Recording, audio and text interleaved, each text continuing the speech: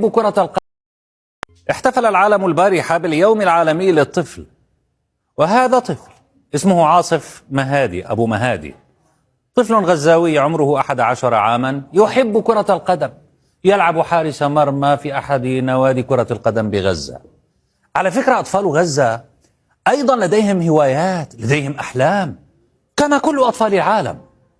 عاصف يقول إنه يملك كل المهارات واللياقة اللازمة ليصبح حارس مرمى مشهورا، لا يفوت أي تدريب مع ناديه ولا شيء يثنيه عن تحقيق حلمه.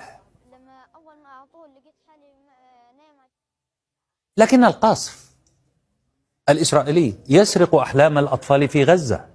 في الحرب الأخيرة كان يلعب في الشارع أمام منزله في مخيم الانصيرات، فجاء قصف إسرائيلي أدى إلى بتر قدمه وتدمير حلمه. عاصف يقول إنه يحب حارس المنتخب المغربي ياسين بونو ويحلم بلقائه، ويقول إن قابلته سأركض من الفرح ولو على قدم واحدة. بالفعل سمع هذه التصريحات ياسين بونو فأراد جبران خاطر هذا الشاب القبضاي من غزة، فتواصل مع المصور هاني أبو رزق وحقق حلم الطفل عاصف برؤية بونو، بل وعده بأن يقابله شخصيا. شاهدوا الفيديو.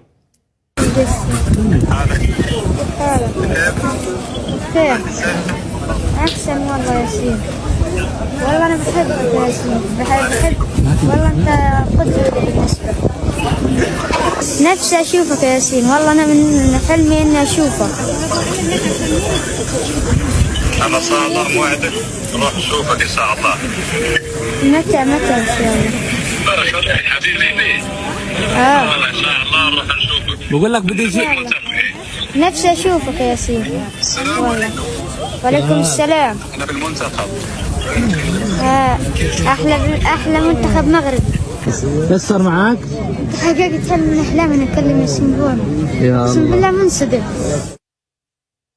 أفرحه جدا هذه البادرة من ياسين بونو. أيضا أفرحت الكثير من المعلقين على مواقع التواصل الاجتماعي، منهم مؤمن الزرهوني يقول الطفل تحقق حلمه بالحديث مع ياسين، وياسين حقق حلمه بالحديث مع بطل فلسطيني. نتمنى من الجامعة المغربية أن تستقبله بعد الحرب وتضمه لمعسكر اللاعبين. كريم الحموشي يقول هذا الطفل يستحق حياة أفضل، يستحق حياة طبيعية. في أي دولة في العالم يخرج الأطفال ليلعبوا كرة قدم ويعودوا مبتوري الأطراف؟ فقط في غزة أيها العالم الحر العادل المتقدم. عبد الهادي يقول نظراته تحكي الوجع وقلبه متعلق في حب ياسين بونو وحب الرياضة. نتمنى من الهلال، نادي الهلال، مبادرة لإسعاد هذا الطفل وأنتم قدها.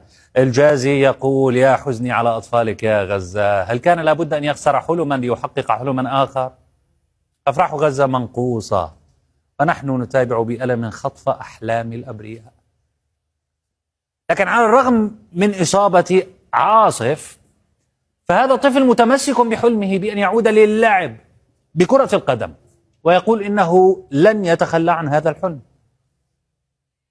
حتى إصابتي وهذا السابق، وأحلم بحلمي إني ألعب كرة قدم، ولكن إذا أريد أكمل حلمي أريد أحد أن يتبرع لي بطرف صناعي، وأنا سأواصل وسأكمل تعليمي. يحتاج إلى طرف صناعي. عاصف يحتاج إلى طرف صناعي، وهو ليس الوحيد.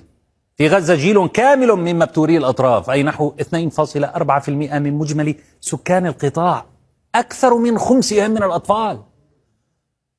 قتل في الحرب الأخيرة على غزة 4900 طفل، أصيب أكثر من 9000 طفل بإصابات مختلفة، وهناك أكثر من 1500 من الأطفال مفقودون. احتفل العالم البارحة باليوم العالمي للطفل، وهذا طفل اسمه